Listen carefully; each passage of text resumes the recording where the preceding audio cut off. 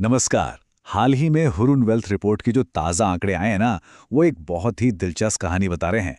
कहानी ये है कि भारत में करोड़पति परिवारों की संख्या एक असाधारण रफ्तार से बढ़ रही है। तो चलिए जरा इन आंकड़ों में उतरते हैं और देखते हैं कि ये दौलत कहाँ और कितनी तेजी से जमा हो रही है। तो सबसे बड़ा सवाल यही उठता है कि भाई भारत में ये करोड़पति आबादी आखिर बढ़ कितनी तेजी से रही है।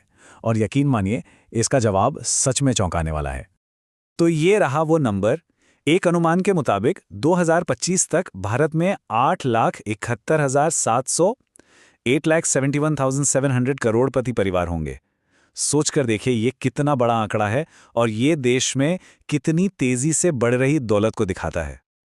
अच्छा, इससे पहले कि हम आगे बढ़ें, एक चीज साफ कर लेते हैं। जब हम करोड़पति परिवार या मिलियनर फैमिली कह रहे हैं, तो इसका मतलब क्या है? तो देखिए, इस रिपोर्ट के हिसाब से ये वो परिवार है जिसकी कुल संपत्ति कम से कम 8.5 करोड़ रुपए यानी 1 मिलियन अमेरिकी डॉलर है।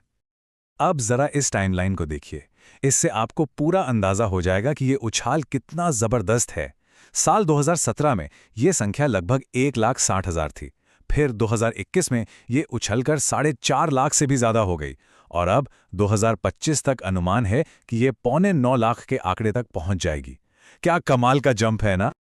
और इसमें सबसे दिलचस्प बात तो यह है कि सिर्फ 4 सालों में, मतलब 2021 से 2025 के बीच, इन करोड़पति परिवारों की संख्या में लगभग 90% की बढ़ोतरी हुई है। 90%। ये सच में हैरान करने वाला आंकड़ा है। तो ये तो बात हुई इस जबरदस्त उछाल की। चलिए अब देश के लेवल से थोड़ा नीचे उतरते हैं और देखते हैं कि ये दौलत किन राज्यों में सबसे ज्यादा है। और इस लिस्ट में टॉप पर है महाराष्ट्र, जो भारत का सबसे अमीर राज्य बना हुआ है। अकेले महाराष्ट्र में 1,78,600 करोड़पति परिवार हैं। ये आंकड़ा इसे बाकी राज्यों से कहीं कहीं आगे रखता है। ये देखिए, ये है पूरी टॉप 10 लिस्ट। महाराष्ट्र के ठीक नीचे है दिल्ली, फिर तमिलनाडु, कर्नाटक और गुजरात। और सबसे दिलचस्प बात पता है क्या है? देश के ज्यादातर करोड़पति परिवार बस इन्हीं 10 राज्यों में रहते हैं। और ये चार्ट देखिए, इससे तस्वीर एकदम साफ हो जाती है। भारत के लगभग 79% करोड़पति परिवार सिर्फ इन्हीं 10 राज्यों में हैं। बाकी पूरे देश में सिर्फ 21%।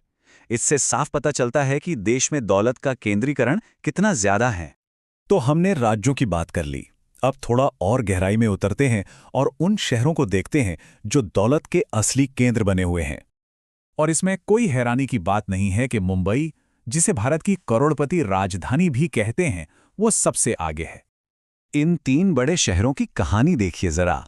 मुंबई में है 1,42,000 करोड़पति परिवार, वहीं नई दिल्ली 68,000 पर है और बेंगलुरु लगभग 32,000 पर।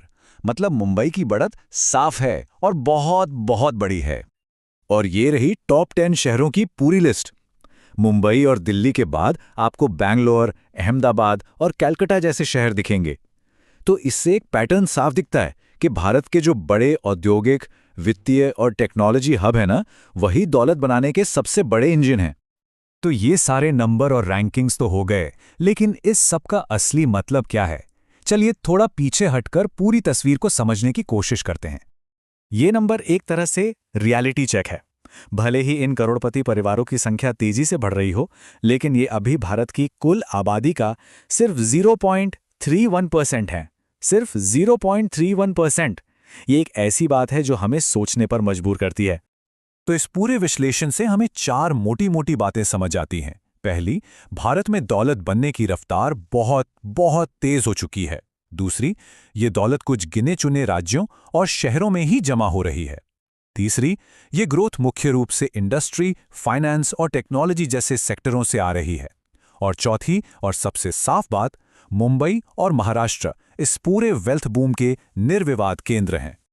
असल में इस रिपोर्ट की एक लाइन है जो इस पूरी कहानी को अपने आप में बयां कर देती है। भारत वैश्विक धन में प्रमुख योगदानकर्ताओं में से एक के रूप में उभर रहा है, भले ही पैसा अभी भी कुछ ही जगहों पर केंद्रित है। और यहीं आकर हम एक बहुत जरूरी सवाल पर रुक जाते हैं कि जैसे जैसे ये दौलत कुछ ही जगहों और हाथों में सिमटती जाएगी, तो भारत की अर्थव्यवस्था का भविष्य क्या होगा? ये एक ऐसा सवाल है जिसके बारे में हम सबको सोचना चाहिए।